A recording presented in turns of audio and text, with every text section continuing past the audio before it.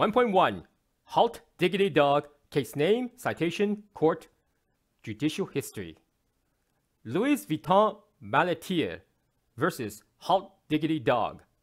Decided 13 November 2007, Citation 507 F.3D 252.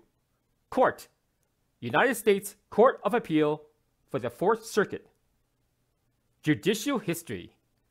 Louis Vuitton, plaintiff, brought a series of trade-related civil complaints against Haute Diggity Dog, defendant, in U.S. District Court for the Eastern District of Virginia, of which 3 were argued in the District Court.